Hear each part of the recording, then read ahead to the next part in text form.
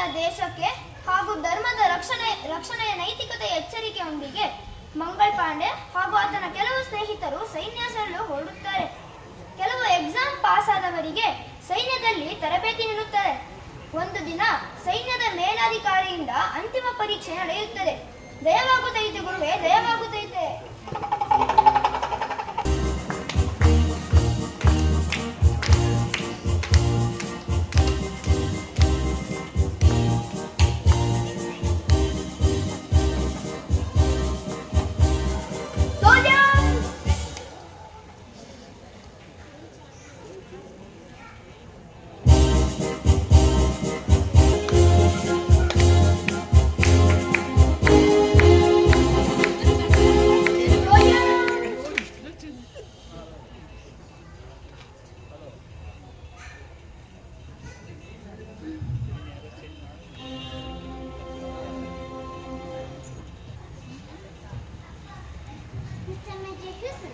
ನೀವು ಟ್ರೈನ್ ಮಾಡಿದ ಕೆಲವು ಸೋಲ್ಜರ್ಸ್ಗೆ ನಾವು ಇವತ್ತು ಕೆಲವು ಟೆಸ್ಟ್ ಮಾಡುತ್ತೇವೆ.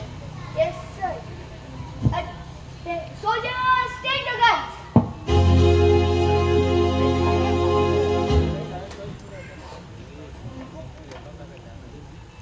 ನೀವು ದೂರದಲ್ಲಿರುವ ಹಣ್ಣನ್ನು ಕುಳಿತು ಹೊಡೆಯಬೇಕು.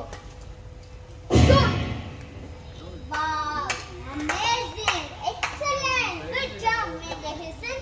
Well done, well train. Thank you sir. ಇವರು ತುಂಬಾ ವೇರ್ ಸ್ಟ್ರಾಂಗ್ ಮತ್ತು loyal sir.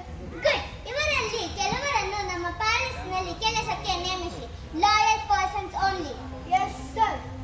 Soldiers disperse.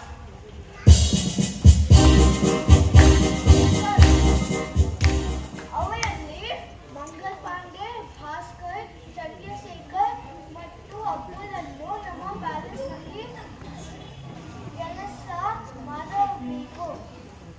Okay. Yes sir. Mister major Hewson, Europe ದೇಶದ ಕೆಲವು ಮುಖ್ಯ ಆಫೀಸರ್ಸ್ ಒಂದು ಮುಖ್ಯ ಕಾರಣಕ್ಕಾಗಿ ಭೇಟಿಯಾಗಬೇಕಾಗಿದೆ. ಆದ್ದರಿಂದ ಬೇರೆ ಯಾರಿಗೂ ಭೇಟಿಯಾಗಲು ಅವಕಾಶ ನೀಡಬೇಡಿ. Yes sir. ಜೊತೆಗೆ ಇಂದು ಅಪಾಯಿಂಟ್ಮೆಂಟ್ ಆದ ಎಲ್ಲರಿಗೂ ನಮ್ಮ ಪ್ಯಾಲೇಸ್ನಲ್ಲಿ ಅವರ ವರ್ಕ್ ಬಗ್ಗೆ, ರೆಸ್ಪಾನ್ಸ್ ಬಗ್ಗೆ ಸ್ಪೆಷಲ್ ಆಗಿ ತಿಳಿಸಿ. Yes sir.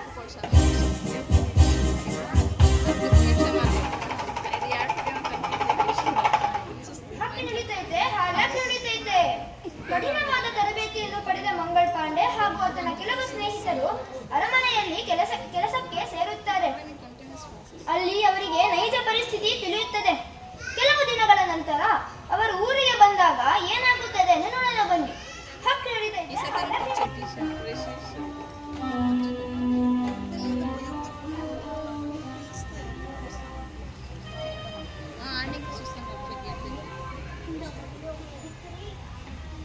ಮಗು ಮಂಗಲ್, ಹೇಗಿದೆ ಅರಮನೆ?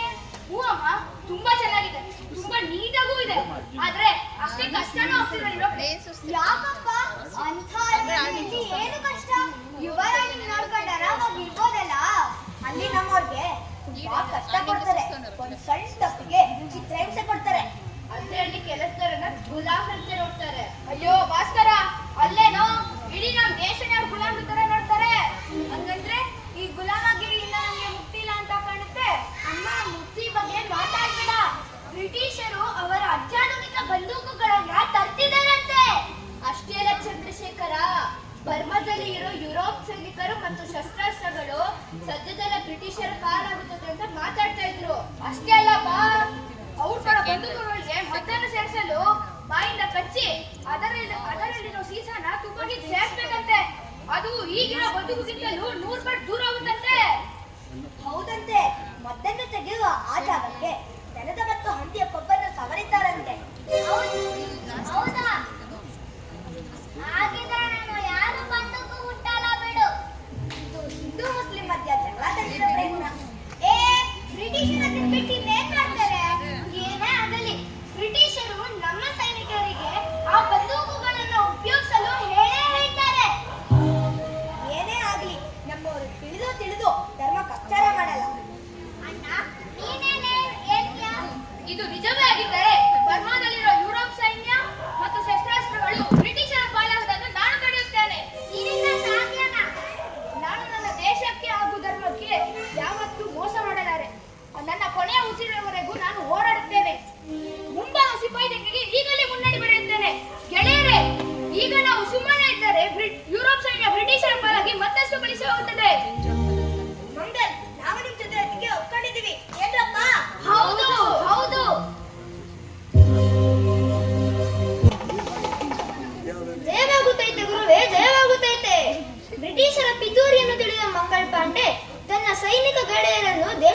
ಮಾತುಗಳಿಂದ ಹೊರಿದುಂಬಿಸುತ್ತಾನೆ. ಅವರು ಮರಳಿ ಸೈನ್ಯಕ್ಕೆ ಬಂದಾಗ ಏನಾಗುತ್ತದೆ ಎಂದು ನೋಡೋಣ ಬನ್ನಿ. ದೇವಾಗುತ್ತೈತೆ ಗುರುವೇ, ದೇವಾಗುತ್ತೈತೆ.